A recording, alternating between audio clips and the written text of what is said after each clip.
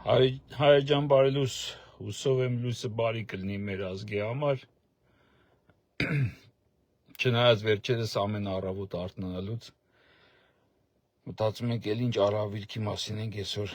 լսելու։ Ուրեմն մի անգամ այս մասին խոսացել եմ, ուզում եմ կրկնեմ, հայ առաքելական եկեղեցու վրա հարձակման առաջին հարձակումը սկսվել է 1999 թվականի հոկտեմբերի 27-ին։ Սպարապետը Վազգեն Սարգսյանը հենց այնպես չէր ասել այդ ուրեմն նախադասությունը, որ սրանք Մերոնին թույն խառնողներ են։ Գաղտնիք չի, որ սպարապետը կողմ է եղել Գարեգին Բ-ի ընտրությանը, որ նա ցանկացել է, որպեսզի կաթողիկոս դառնա Գարեգին II-ը, եւ դրա համար նա ջանք չի խնայել, ճիշտն ասած, ինչպես որ ես լսել եմ տարբեր մարդկանցից, ովքեր մասնակից են եղել այդ ժամանակ, իմանալով, որ սրանք Մերոնի մեջ թույն խառնողներ են։ Չէր կարա նա այդ մասին չիմանար, նա հասարակ հայ մարդ էր, շատ պարզ հայ մարդ էր, հավատացած եմ կարդացել էր եւ շատ լավ տեղյակ էր եւ իր անձնական օրինակով Կայանի եւ Աբելի պատմությունը իր սեփական տանը տեսնելով, այն նախանձը, որ նա չէր կարա նկատած չլներ իր հարազատ եղբոր կողմից,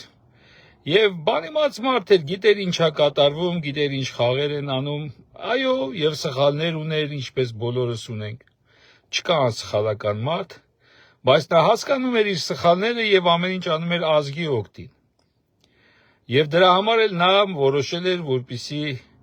ամեն ինչ պետք է անել, որպեսզի այդ Մերոնի մեջ թույն խառնողները, որ այն ժամանակվանից արդեն որոշել էին մեր եկեղեցին տանել մցնել կաթոլիկ եկեղեցու գլոբալիզմի հիմնադիրի, գլոբալիզմի ղեկավարողի կաթոլիկ եկեղեցու ուրեմն տակ, նա որոշել էր դրա դեմն առնել, հաստատ իմանալով, որ Գարեգին II-ը այն կաթողիկոսը կլինի, որը չի գնա այդ քայլին։ Ես կիսատ պրատ մի պատմություն գիտեմ, որը իրականություն է կախված Միքայել Սրբազանի հետ, նա կարծեմ այդ ժամանակ դեռ եպիսկոպոս չի եղել, երբ որ Վատիկանից վերադառնալուց են եղել ուրեմն հոգևորականներով, հենց ինքնաթիռում վիճաբանություն է սկսվել, որտեղ այդ հոգևորականների մեծ մասը որոշել են, որ այո, պետք է մեր եկեղեցին գնա եւ միանա կաթոլիկ եկեղեցուն, եւ դրա հանդիմադ խոսներից մեկը եղել է հենց Միքայել Սրբազանը, հենց այնպես ոչի բան չի լինում, հենց այնպես չի, որ նա այսօր կալանավորված է։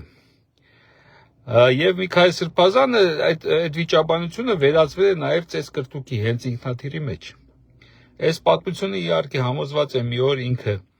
arczepiskopos-ը կպատմի, երբ որ մենք այս հերթական նեռի հարձակումից ձերբազատվենք, կկանգնեցնենք, այս պատմությունը ինքը կարծում եմ հուսով եմ կպատմի։ Ինչևէ, Վազգեն Սարգսյանը հենց այն ժամանակ էլ իմացել է, թե ինչ է նախապատրաստվում եւ այդ արտահայտությունը հենց այնպես չի ասել, սրանք Մերոնի մեջ թույն խառնողներ են։ Եվ հաստատ տեղյակ է եղել այն ժամանակ ազգային անվտանգության ծառայությունը, որը դեռ սովետական միության ուրեմն KGB-ի աշխատողներն էին մնացել։ Պարզ է, որ վարչապետին զեկուցած կլինեին, սպարապետին զեկուցած կլինեին, թե ինչ էր կատարվում, այսօրվա NKVD-ն չի, որ ազգային ծառայությունը անվտանգության վերածվել է Նիկոլի կամակատար, ուրեմն վարձու ծառաներ, հա, NKVD։ Ну դեմ ծառա եմ ես ասում։ Մի խոսքով դրածոներ, հա, վարձու դրածոներ։ Ինչևէ, ինչ էի ասում։ Վազգեն Սարգսյանը այդ ամեն ինչին տեղյակ է եղել եւ հենց այնպես չի, որ Վազգեն Սարգսյանին սպանեցին հենց այն օրը, երբ որ կաթողիկոսը պետք է ընտրվեր եւ ընտրվում էր։ Իհարկե ժամանակի ամեն ինչ չի, որ գլոբալիստների մոտ այսպես կարագի նման հեշտ ստացվում է։ Եվ դրա համար ժամանակի առումով մի փոքր նրանք ուշացրեցին եւ կաթողիկոսը ընտրվել էր, իսկ նպատակը ես կարծում եմ եղել է այն, որ այդ լուրը հասնի ուրեմն այդ եպիսկոպոսական ժողովին, որպեսզի այն մարդիկ հասկանային, որ սպարապետը այլևս չկա եւ կատարեն իրենց հուդայական քայլը։ Բայց այդ ժամանակի առումով չտեղավորվեցին եւ եղավ այն, ինչ որ Աստծո կամոք էր եւ Աստծո օրհնությամբ ընտրվեց Գարեգին երկրորդը, որը որ սպարապետը վստահ էր, որ չի գնալու եւ չի մտնելու կաթոլիկ եկեղեցու տակ։ Հիմա այս ամբողջ կռիվը դրա մասին է։ Երեկվա այդ հուդաներին, որ տեսակ այդ ամեն ինչին, Վազգենը հենց այդպես չէր ասում, բոլորին նկատի ուներ։ Նորից եմ ասում, իր տան սեփական օրինակ ունենալով, եթե կարծում եք նա չի զգացել իր եղբոր նախանձը, որը այսօր դեռ միջև այսօր իր եղբոր փառքից վիրավորված ամեն ինչ անում է եղբոր գործերը վերացնելու, սևացնելու եւ ամեն ինչի համար, կարծում եք նա ուրախ չի, որ եղբոր ամենակարևոր ձեռքբերումը Արցախը հանձնել են։ Իհարկե ուրախ է, չի զգացում, որ ուրախ։ Ինչևէ, Վազգեն Սարգսյանի սպանությունը, այդ ոճրագործությունը հենց առաջին հարձակումն էր մեր եկեղեցու վրա։ Հենց պլանավորված է եղել, իմ կարծիքով, նպատակն էլ դա է եղել, որպեսզի ազդեն ընտրության վրա, որպեսզի իրենց գլոբալիստական նկատառումներով, իրենց գլոբալիստական նպատակներով ընտրվի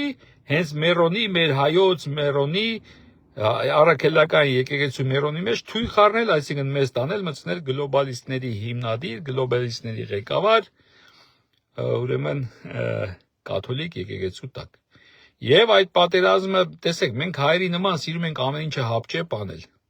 շատ կարճ ենք մտածում, նրանք այդպես չեն, նրանք դանդաղ գնում են իրենց նպատակին։ Եվ եթե կասկածում եք նրանց ունակությունների մեջ, եթե կասկածում են, որ գլոբալիստները ունակ են հենց այն ժամանակվանից, հասկացած լինելու, որ ամենամեծ խոչընդոտը, ամենասուր ոսկորը գլոբալիստների կոկորտում, ների գալուստը խոչընդոտող, հետաձգող, միակ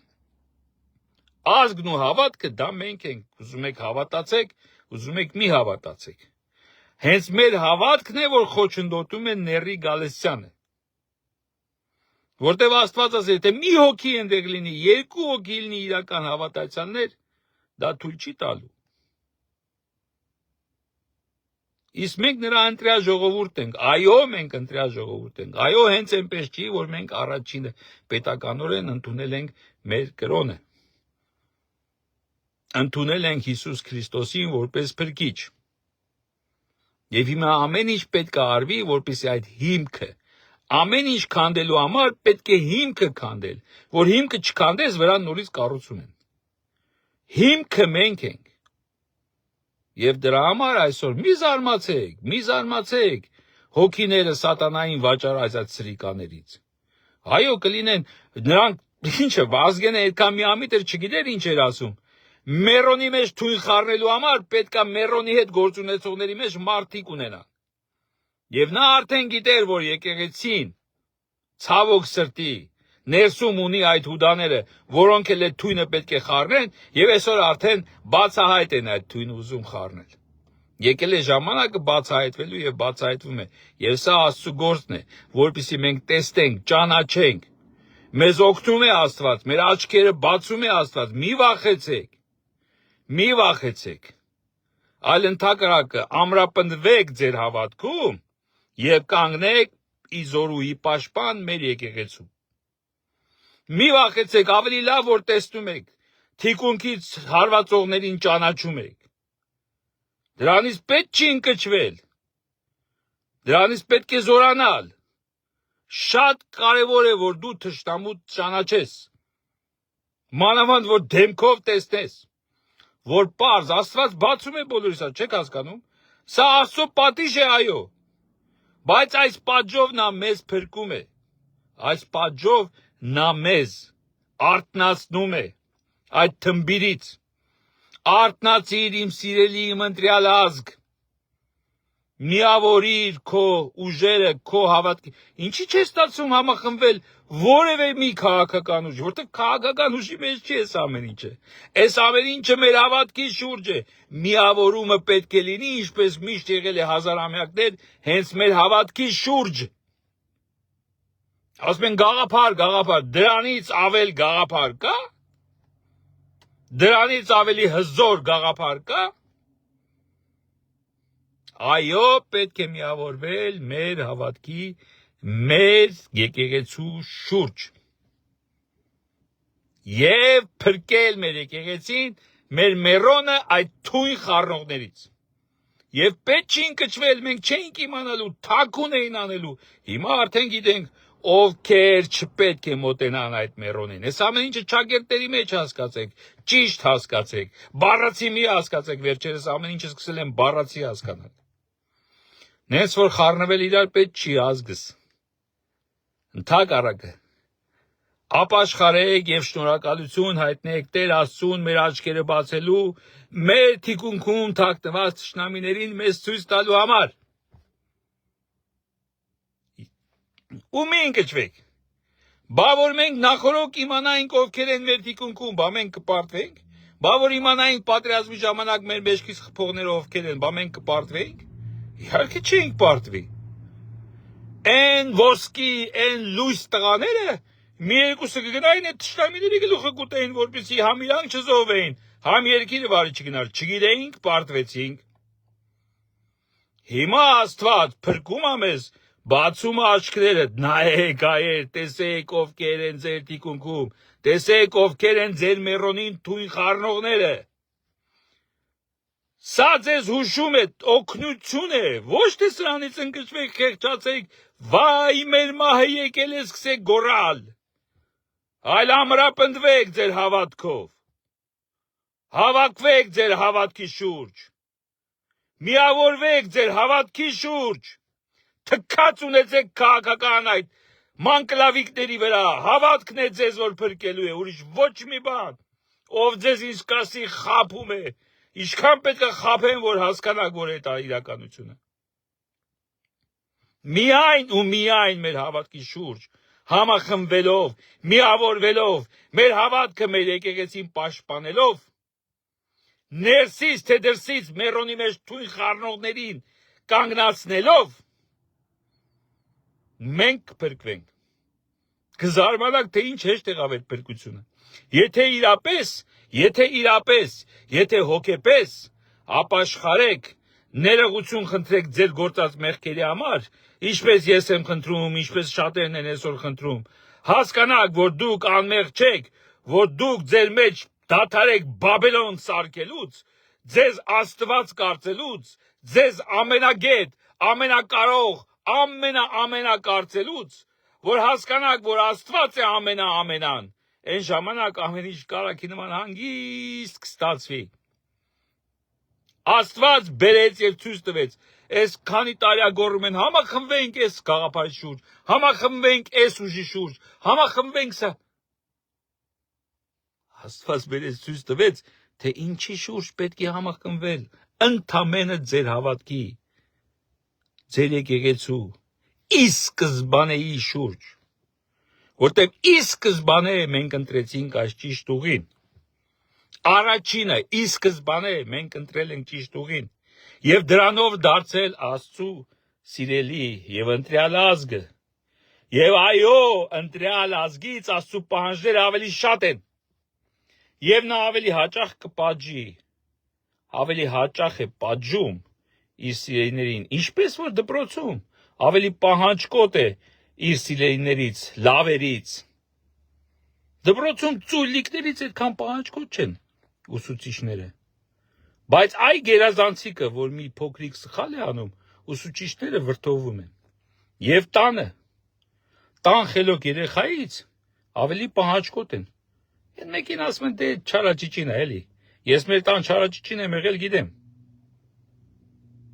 Իմ եղբորից ավելի շատ էր պահանջկոտ, ավելի շատ պահանջկոտ են իմ եղբորից։ Գերազանցիկ էր, խելացի, սովորող եւ ամեն ինչը։ Ինձ ասում են, դե